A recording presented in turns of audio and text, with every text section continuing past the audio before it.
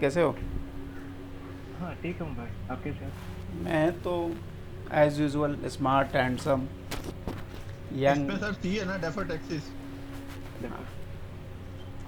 Smart handsome young dashing जो मेरा पुराना था वही है। नहीं, वो तो आप 20 साल के बाद भी यही बोलेंगे।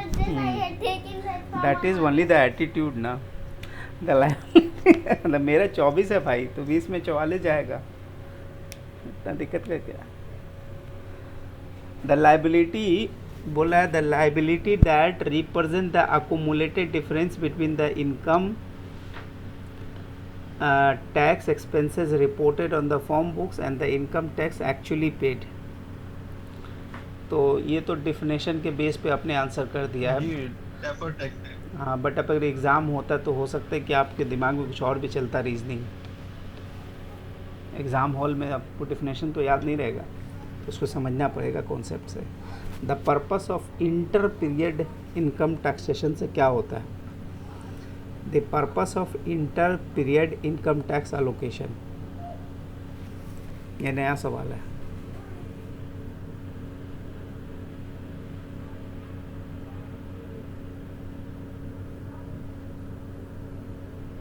A option.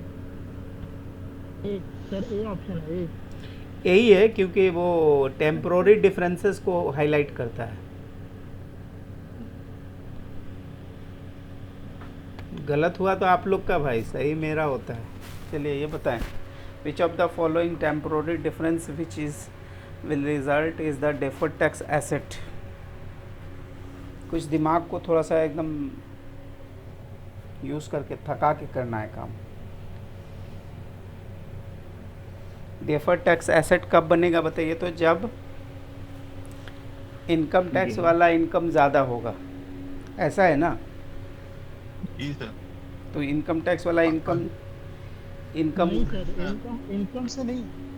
ये जब लाइबिलिटी लाइबिलिटी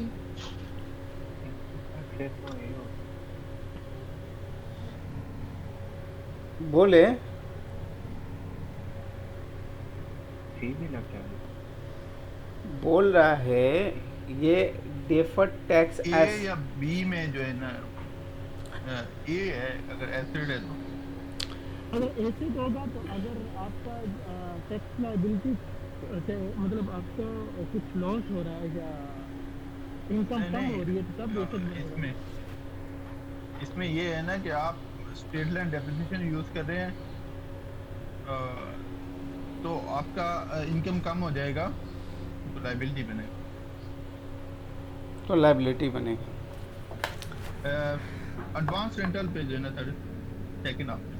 सर देखिए, बोल रहा है कि advance taxable receipt reported for the tax as a revenue, ठीक है, when receive but recognise as revenue in the financial over the period. तो ये रीज़न प्रॉपर हो सकता है, इसलिए कि यहाँ पे क्या होगा, इनकम टैक्स का जो प्रॉफिट होगा वो ज़्यादा दिखाएगा।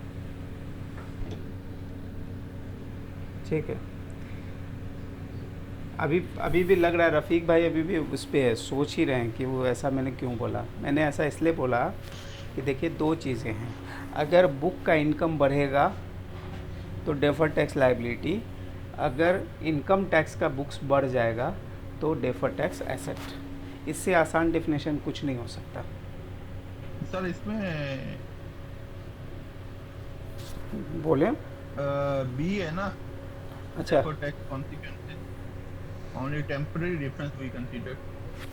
बोल रहा है deferred and permanent differences between the taxable and the pre tax financial defer in that have the deferred tax. Obvious सी बात है,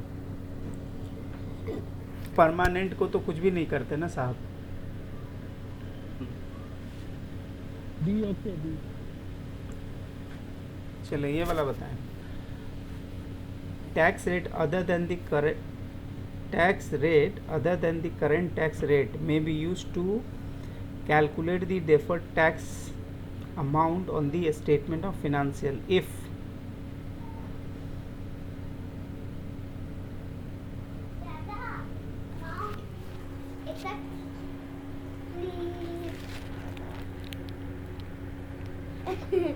not a big one.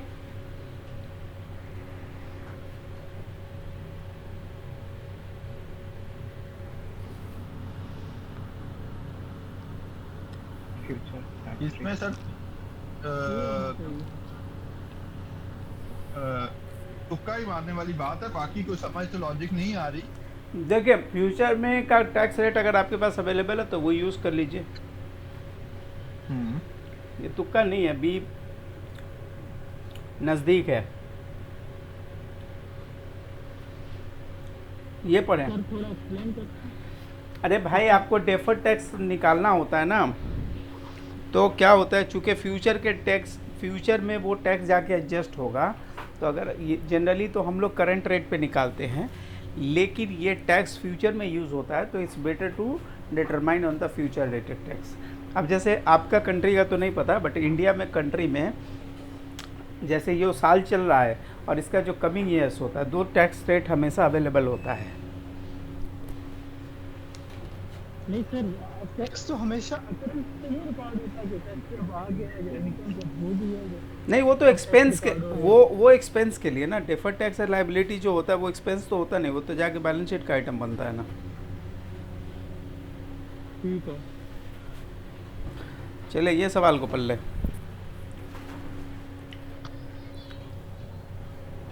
Decrease हो रही है। Company has purchased an asset with a life of 10 years and it will use an accelerated depreciation for the tax purpose। यानी ध्यान कीजिए, यानी कि ध्यान लगाइए। वो ध्यान ऐसे लगाना है कि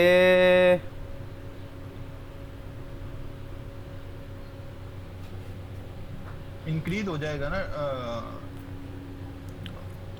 ऐसे ध्यान लगाइए कि एक्सेलरेटेड अगर आप यूज़ कीजिएगा तो इनिशियली आपको ज़्यादा डेप्रिसिएशन एक्सपेंस करने मिलेगा। इसका मतलब आपका बुक डिक्रीज हो जाएगा इनिशियली और देन इंक्रीज होगा एट द एंड। हाँ, and it use the straight line method for the method is believed to reflect the better uses of the asset. During the 10 years of the asset, the company will report as deferred tax an amount that already increased constant the amount the company will report the deferred tax an amount that will decrease and then increase। तो deferred tax amount जो होगा पहले increase होगा, बाद में decrease होगा। तो I believe ये होना चाहिए, बी होना चाहिए। मैं तुक्का मार पहले कैसे इंक्रीज होगा? क्योंकि आपकी बुक वाली इनकम कम होगी ना, तो आप टैक्स ज़्यादा दे के रखिएगा ना। नहीं, आपकी वो कोई इनकम कम है तो आप टैक्स ज़्यादा कैसे देते हैं? आपको तो इनकम पे परसेंटेज देनी है। अरे साहब, प्रोविज़न बनाते हैं ना, तो वो इसके ऊपर बनाते हैं ना, बुक प्रॉफिट के ऊपर। बुक प्रॉफिट पे भी अगर प्रोविजन बनाते हैं तो डेप्रिसिएशन आपका इंक्रीज होता है, बुक प्रॉफिट आपका डिक्रीज हो जाएगा। नहीं, but depreciation for the books is under straight line method. तो इनिशियली आपके पास कम डेप्रिसिएशन क्लेम करने मिलेगा, बट ओवर द पीरियड वो एक्सेलरेटेड वाला में कम हो जाएगा और स्ट्रेट लाइन बढ़ जाएगा। तो जो पहले डेफर्ड टैक्स लायबिलिटी वाली पोजीशन है, बाद में डेफर्ड टैक्स एसेट वाली पोजीशन बन जाएगी। Let's see. सर इस सवाल को नहीं समझेगा, सवाल एक्सप्लेन करिए, क्योंकि वो दो डेप्रिसिएशन एक मिनट। देखिए, मैं जो बताना ये चाह रहा कि आपने एक एसेट बाई करा, एसेट बाई किया तो दो सेट ऑफ बुक्स के बारे में सोचिए। तो पहला सेट ऑफ बुक्स बोल रहा है कि आपको अपना नॉर्मल अकाउंटिंग वाला रखना है, तो उसके अंदर आपने स्प्लिट लाइन मेथड यूज़ करा, और दूसरा सेट ऑफ बुक्स में एक्सेलरेटेड मेथड यूज़ करना है। When I say the accelerated methods, actually I am thinking about the DDM, double declining method. तो when I am taking the double declining methods for the purpose of taxation, तो हमारा क्या होगा, income कम हो जाएगा और बुक का income क्या होगा, ज़्यादा हो जाएगा। ठीक है, तो जब बुक का इनकम अगर ज़्यादा हो जाएगा तो हमें टैक्स का प्रोविज़न और पेमेंट दोनों इनिशियली ज़्यादा करना पड़ेगा, और बाद में क्या होगा कि चूँकि split line is going to be fix for over the complete year, लेकिन DDM का वैल्यू क्या होगा, ग्रेजुअली कम होता चला जाएगा। वो इतना कम हो जाएगा कि स्ट्रेट लाइन से भी नीचे चला जाएगा। तो इन दैट केस क्या होगा, आपकी बुक की प्रॉफिट कम होती चली जाएगी, लेकिन टैक्स की इनकम बढ़ती चली जाएगी। तो इन दैट केस वहाँ पे आपकी जो लाइबिलिटी हो जाएगी ज़्यादा होएगी टैक्स के पॉइंट ऑफ व्यू से और बुक के हिसाब से कम होगी। तो जो पीछे आपने प्रोविज़न बना के जो टैक्स जमा करा था, अभी आप उसको क्या करोगे, ट्रांसफ़र करते चले जाओगे according to the tax book. ये थोड़ा सा ऐसा सिनेरियो है ना, अगर लाइफ में अगर आप लोगों ने इनकम टैक्स और बुक्स को कंपेयर नहीं किया है तो थोड़ा सा इसको विजुअलाइज करना थोड़ा सा मुश्किल होता है। नहीं सर, क्वेश्चन यहाँ पे ये रेज हो रहा है, ये जो सवाल पूछ रहा है वो सवाल किस डेप्रिसिएशन के हिसाब से पूछ रहा है, स्ट्रेट लाइन से पूछ रहा है या ना, रिलेटेड से पूछ रहा है? अरे सर दोनों मेथड्स आपको बोल रहा है यूज़ करने, मैं आपको ये बता रहा हूँ कि वो कह ये रहा है कि शायद कॉस्ट ऑफ एसेट है 10,000 का, लाइफ है 10 साल का, ठीक है। इसका मतलब डेप्रिसिएशन पर एनम कितना होगा बताइए तो? 100। तो ये हो गया SLM में। अगर ये DDM हो, अगर ये DDM होता तो आपका रेट कैसे निकालते? DDM का रेट कैसे निकालते?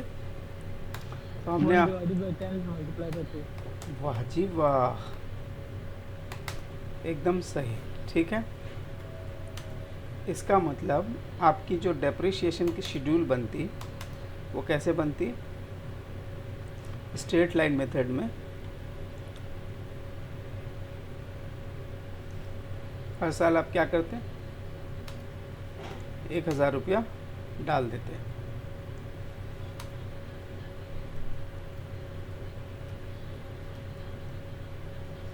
ठीक है, लेकिन DDM वाले केस में आपकी क्या बनती वो देखिए,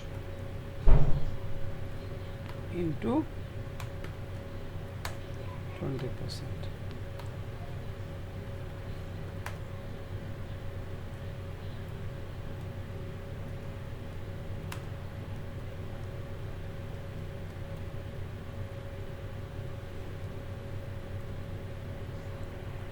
देखिए, तो इनिशियली क्या होता, जो आपकी मान लो कि एक ही आइटम है दोनों बुक्स पे, ठीक है, सेल जो है आपकी अकाउंट्स और इनकम टैक्स दोनों में आपकी सेल 10,000 की है और कोई आइटम नहीं है, कॉस्ट ऑफ गुड्स सोल्ड है। चलो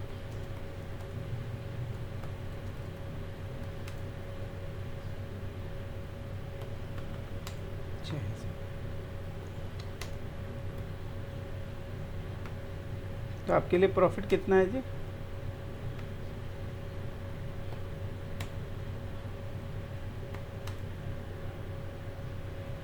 चार 4,000 हो जाएगा ना? 4,000। 4,000। अब रहा बात डेप्रिसिएशन लेना है, तो अकाउंट्स के बुक में आप कितना डेप्रिसिएशन लीजिएगा? 1,000। अब अकाउंट्स के हिसाब से आपका इनकम बना 3,000 और टैक्स के हिसाब से आपका इनकम कितना बना? 2,000। हाँ चलता है, कितना कोई दिक्कत नहीं। तो टैक्स का रेट है 40%, ठीक, 40%, ठीक है। तो अभी आपके पास 1,200 रुपये टैक्स जमा करके चले आओगे आप गवर्नमेंट के, तो गवर्नमेंट क्या बोलेगा, क्योंकि आपको टैक्स प्रोविजनल बेसिस पे जमा करना पड़ता है, ठीक है। हर कंट्री का रूल होता है कि आप अपने बुक्स पे, इसीलिए मार्जिनल अल्टरनेटिव टैक्स बोल के एक कॉन्सेप्ट है, तो उसमें बताया जाता है कि आपको बुक प्रॉफिट और इनकम टैक्स दोनों को कंपेयर करके जिसमें ज़्यादा होगा उसका अभी आपको टैक्स पे करना पड़ेगा, ठीक है, क्योंकि गवर्नमेंट बाद में रिफ़ंड करेगी, लेकिन गवर्नमेंट कोई रिस्क नहीं लेना चाहती। तो अभी गवर्नमेंट बोलेगी एक काम करो, तुम्हारे बुक के हिसाब से 1,200 रुपये का टैक्स बनता है, तुम आओ 1,200 रुपये का हमको टैक्स दे के जाओ। 800 रुपया तुमको टैक्स का क्रेडिट अभी मिल जाएगा और 400 रुपया तुम्हारा एडवांस रहेगा, ठीक है। और ये काम कब तक चलता रहेगा? ये काम आपका ये पहले साल का हो गया, ठीक है जी। जी सर। अब यही काम मान लो ईयर 10 में हम हैं, कौन से साल पे है? ईयर 10 में, अरे यार, ईयर 10 में अगर हैं तो हमारे लिए अब जो सिचुएशन बन रही है वो क्या बन रही है, अभी भी ये 1000 ही है, डेप्रिसिएशन में कोई चेंजेस नहीं आ रहा है, क्योंकि ईयर 10 का डेप्रिसिएशन कितना है, 1000 है। यानी अभी भी जो प्रॉफिट आ रहा है वो कितना आ रहा है, 3000 बुक्स के हिसाब से। लेकिन इनकम टैक्स के हिसाब से ये जो डेप्रिसिएशन अब कितना हो गया, ये डेप्रिसिएशन अब कितना हो गया जी, 264 रुपया। यानी कि अब आपको इनकम टैक्स बोलेगा देखो तुमको 1492 रुपये टैक्स देना चाहिए, ठीक है, लेकिन आपका बुक्स बोलेगा नहीं हम तो 1200 ही देंगे, तो बोलेगा अच्छा कोई बात नहीं, जो पहले तुमने एडवांस टैक्स दे दिया था ना अब वो हम एडजस्ट कर लेंगे। बस इतना ही सा काम होता है। आप एज एन अकाउंटेंट बोलिएगा देख भाई मैं 1200 का टैक्स दूंगा क्योंकि मेरी प्रॉफिट आती है साहब 3000 का 40% 1200 रुपये टैक्स होगा, मैं पे करना चाहता हूँ। बट इनकम टैक्स बोलेगा रुक जाओ, तुम्हारी टैक्स लाइबिलिटी 1492 बन रही है।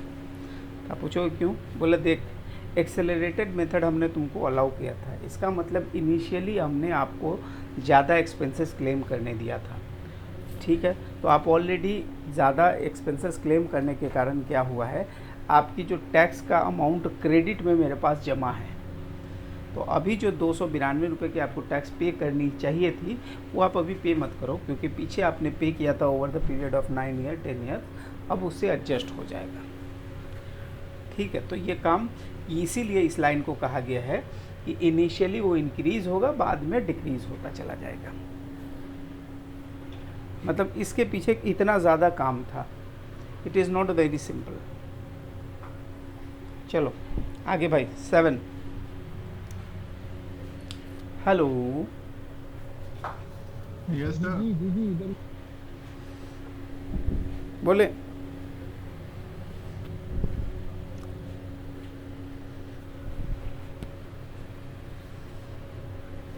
कुछ तो बताएं। सर पढ़ने तो दो सर पढ़ रहे हैं पढ़ लें फिर बताते हैं। Temporary differences. B. डी है सर। किरण चार्जर में, हाँ, which of the statement describe the asset liability method of accounting for deferred tax.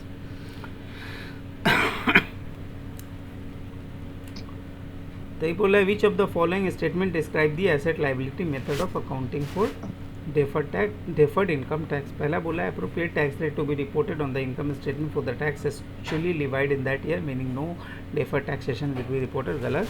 The amount of deferred tax is based on the tax rate in effect when the temporary difference originate। ये हो सकता है answer में। तो उसे बोल रहा है कि the amount of deferred tax is based on the tax rate specified to be in effect during the period in which the temporary difference reverse। ये भी सी जो उतना लॉजिकली नहीं लग रहा है, बी थोड़ा सा नियर आंसर है। Now come to the D. D पे बोल रहा है the tax effect of the temporary difference are not reported separately but are reported as adjustment to the amount of specific assets and the liability related revenue and expenses. ये D उतना clear नहीं लग रहा। B looks like more correct answer. Let's try।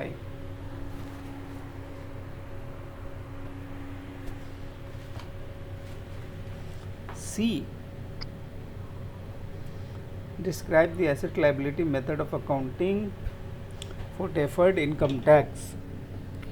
The amount of deferred tax is based on the tax rate specified to be in effect during the period in which the temporary difference refers। By the definition, the tax rate is the use in the calculation for the deferred tax। The amount of deferred tax and liability is the amount of temporary difference multiplied by the enacted tax rate that will be forced in the period in which the deferred asset and liability is expected to reverse, whether the deferred tax is a deferred tax asset or liability upon the nature of the temporary difference, तो इस मतलब जिस साल में वो adjust होगा उस साल का जो इफ़ेक्टिव रेट्स है वो रेट लेने होते हैं for the purpose of taxation. तो ये लाइन थोड़ा सा वो लग रहा था, ट्रिकी था, सो आई मिस इट। आ जाइए, ये वाला सवाल करके बताएं।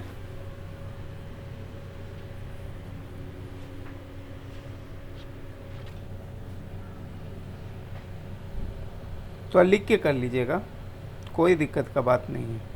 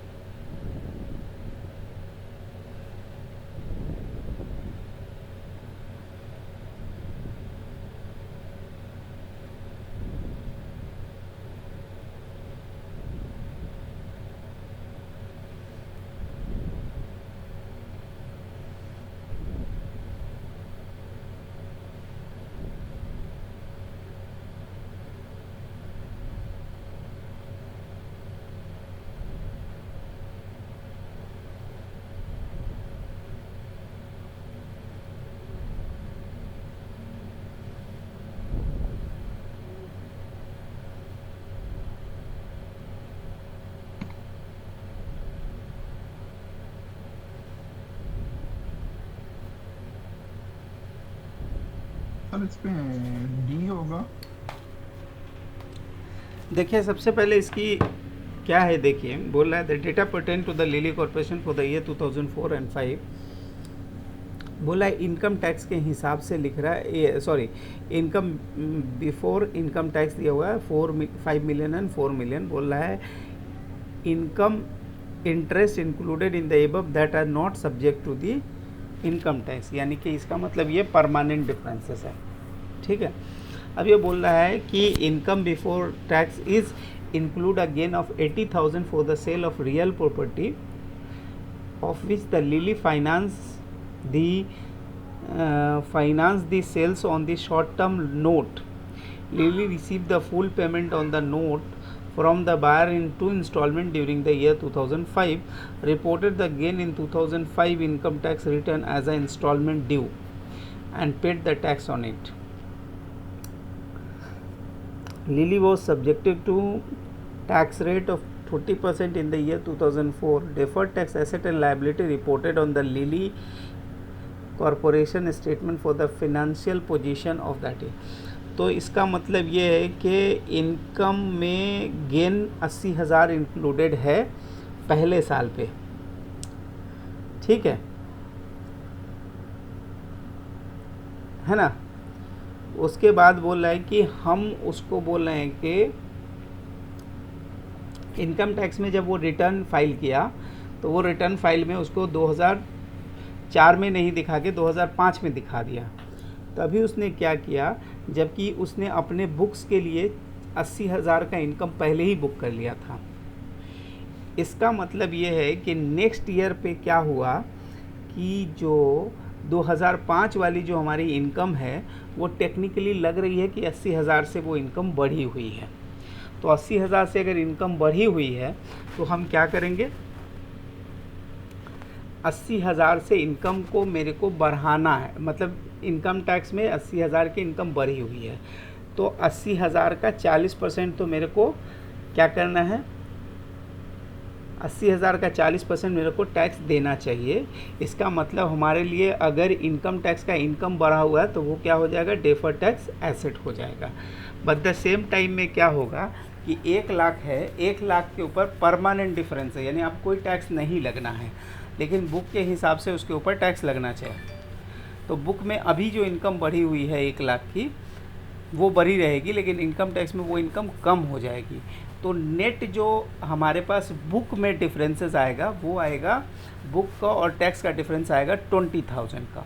तो 20,000 का जो डिफरेंस आएगा वो क्या आएगा, हमारा इनकम 20,000 से शॉर्ट हो जाएगा। यानी दूसरे बुक्स पे ऐसे इसको देखें 2004 2005, ठीक है। अब ये बोल रहा है कि ये 2004-5 यानी 4 पे है 4 मिलियन और यहाँ पे 5 मिलियन, ठीक है जी। तो ये अभी नेट इनकम रिपोर्टेड है, लेकिन ये बोल रहा है कि 4 में क्या हुआ, एक कैपिटल गेन का इनकम इसमें इंक्लूड था, कितने का, 80,000 का, ठीक है, जबकि यहाँ पे उसकी वैल्यू 0 थी, हो गया। लेकिन 2005 में इसको कंसीडर किया गया कैपिटल गेन का इनकम को, जो यहाँ पे इसने 0 रिपोर्ट किया। अब चूँकि एक है परमानेंट डिफरेंस, वो है यहाँ पे 1 लाख रुपया से इनकम बढ़ा हुआ है, लेकिन यहाँ पे वो इनकम कितना है, 0 है। तो इसका मतलब ये है कि ये 1 लाख यहाँ से माइनस करना है। तो टेक्निकली हमारे पास क्या होना है, 20,000 माइनस होना है, 20,000 माइनस होना है। तो अगर ये 20,000 कम होएगा, इसका मतलब ये है कि ये 20,000 जो है हमारा जो बुक प्रॉफिट है वो 20,000 से ज़्यादा दिखेगा। प्रॉफिट विल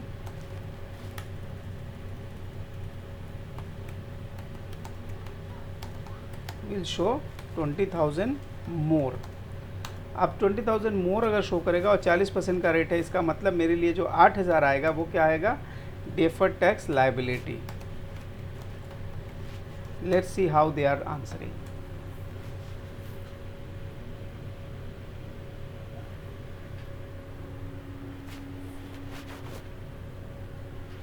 ज़ीरो, क्योंकि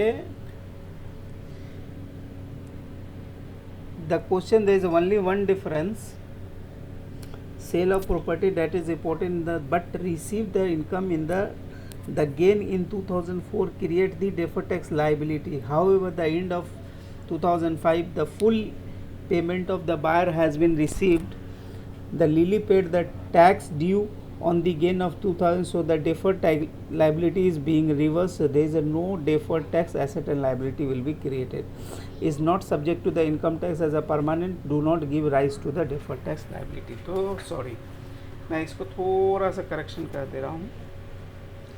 परमानेंट डिफरेंस पे कोई टैक्स नहीं लेना है, इसका मतलब ये है कि इस साल में ये डेफर्ड टैक्स लाइबिलिटी जो बनेगी, यहाँ पे बनेगी डेफर्ड टैक्स एसेट,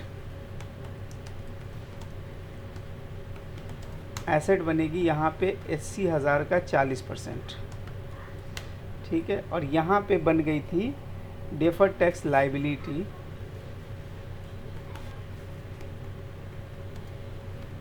डिफरेंस, और यहाँ पे जो बन गई थी डेफर्ड, यहाँ भी एक टेम्पोररी डिफरेंस नोटिस किया गया 2004 में, और यहाँ पे जो 32,000 का आया था वो आया था हमारा डेफर्ड टैक्स लाइबिलिटी, क्योंकि डेफर्ड टैक्स लाइबिलिटी कब बनेगी, जब मेरा बुक इनकम बढ़ा रहेगा।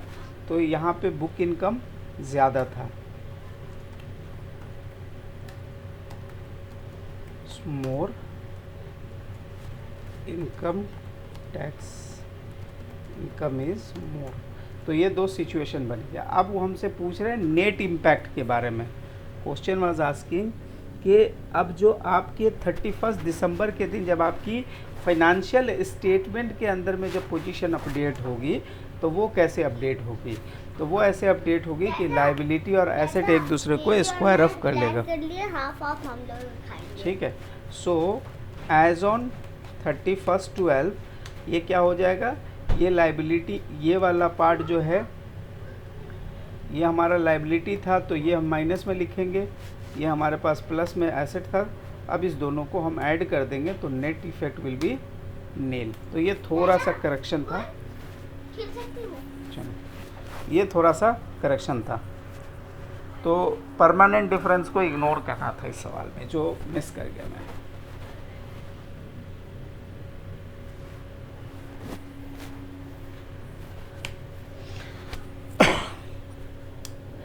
अब यहाँ पे एक सवाल बोल रहा है कि साहब कि bearing manufacturing company incorporated purchase a new machine as an 1st January 2000 for 100,000. The company uses the straight line method with the estimated life of 5,000 and 5 years and 0 salvage value. इसका मतलब 1 लाख डिवाइड बाई 5 करेंगे तो 20,000 उनका वो आएगा, depreciation आएगा। ठीक है, उसके बाद जो हो गया फिनेंशियल स्टेटमेंट, उसके बाद लेकिन टैक्सेशन पर्पस के लिए वो जो यूज़ कर रहा है modified accelerated cost recovery method, वो सिर्फ 3 साल के लिए चल रहा है। ठीक है, and half years conversion with B estimated life of the 3 years for the income tax reporting bearing subject to the 35% marginal income tax, assuming that the deferred tax liability at the beginning of year is 0 and the bearing has the positive earning tax position. The MICR rate for the 3 years equipment कैसे आएगा? ये थोड़ा सा 3 साल में अगर आपको 0 करना है तो 33,000 करके अगर हम करेंगे तो चलेगा ना? फिराद 33,000 करके करेंगे तो नहीं हो जाएगा 0।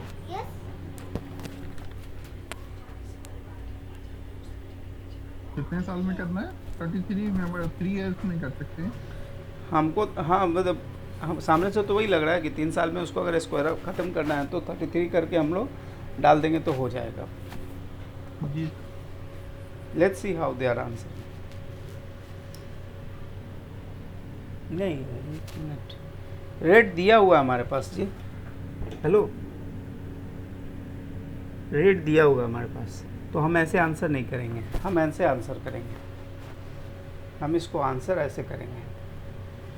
हमारा पहले साल का डिप्रिसिएशन कितना निकला था स्ट्रेट लाइन के हिसाब से? 20,000 बुक के हिसाब से। टैक्स के हिसाब से कितना निकला? 33.33%। 1 लाख का 33.333% कितना होगा? 33,333। 33,333। ठीक है, ये टैक्स में। इसका मतलब ये होगा कि टैक्स में हमारा टैक्स का इनकम कम होगा। टैक्स का इनकम कितना से कम होगा? 13 से। और इसका 35% हमारा क्या बन जाएगा? Deferred tax liability. क्योंकि हमारे पास इनकम कौन सी ज़्यादा आएगी? हमारे पास इनकम कौन सी ज़्यादा आएगी बताइए? हमारे पास इनकम बुक की ज़्यादा आएगी क्योंकि वहाँ पे कम डेप्रिसिएशन क्लेम करने मिला है। ठीक है, तो answer should be D.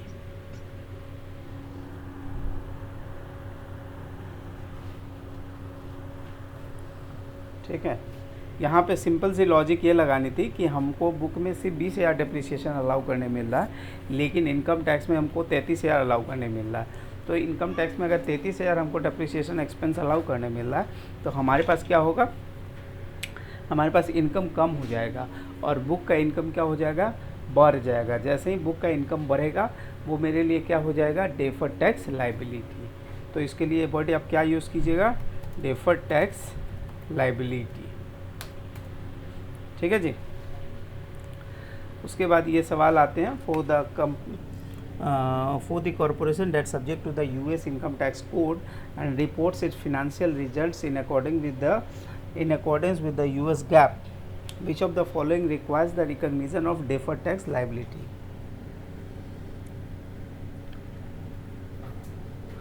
Deferred tax liability कब आएगा बताइए? डेफर्ड टैक्स लाइबिलिटी कब क्रिएट होगा? हेलो, ये सर, डेफर्ड टैक्स लाइबिलिटी कब क्रिएट होगा?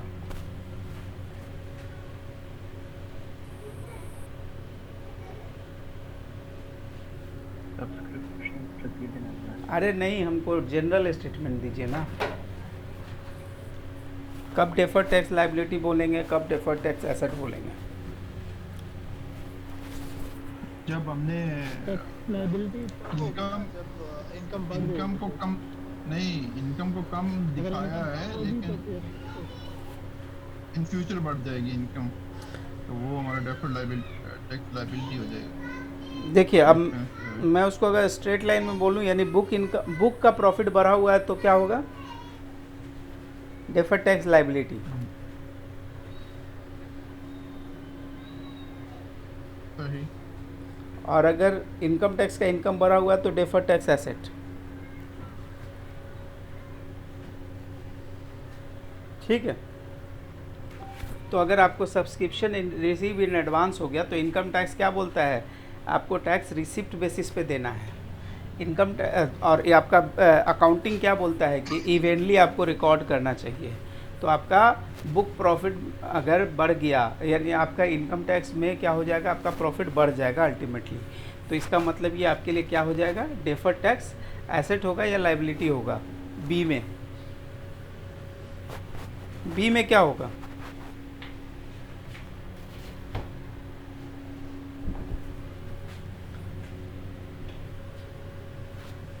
बी में अगर एडवांस रिसीव हो गया तो इनकम टैक्स तो इनकम पूरा नहीं हो सकता। इनकम बढ़ गया ना बाबा। इनकम टैक्स तो रिसीव बेसिस पे होता है ना, हम्म, तो वो डेफर्ड टैक्स एसेट बन जाए, एसेट बन जाएगा। एसेट हो जाएगा।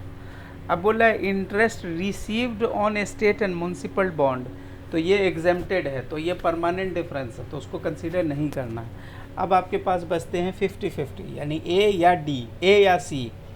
फिर बोला है and accrual of the product warranty expenses that will incurred and paid in future. तो यहाँ पे क्या हुआ कि फ्यूचर में पे करेंगे, यानी कि अभी वो हम एक्सपेंस बुक नहीं कर रहे हैं। तो एक्सपेंस अगर बुक नहीं कर रहे हैं तो अभी के टाइम में मेरे पास क्या है? अभी अगर बुक्स में हम अपना एक्सपेंस बुक कर रही है, इसका मतलब हमारा प्रॉफिट कम हो गया, तो यानी ए भी अब नहीं है। अब आ जाइए सी को पढ़ते हैं। बोला during the earlier year of the assets use the accelerated method. तो यहाँ पे क्या होगा? लाइबिलिटी बनने के लिए बुक का इनकम को बड़ा होना चाहिए, तो सी इज़ द राइट आंसर।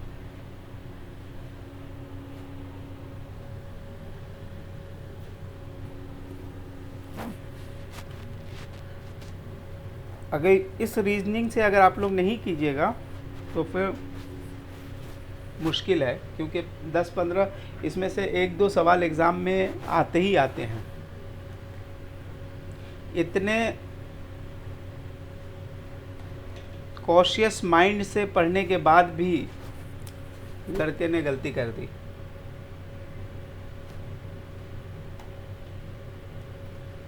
क्या बोलते हैं ताहिर भाई? जी सर। इतना कॉशियस माइंड से पढ़ने के बाद भी लड़के ने गलती कर दी। ये तो है। तो आप तो हमसे कम ही कॉशियस माइंड होके पढ़ रहे हैं आजकल। ये आजकल जो रियलिटी है वही आप बोल रहे हैं, सही बात है। जबकि ये सब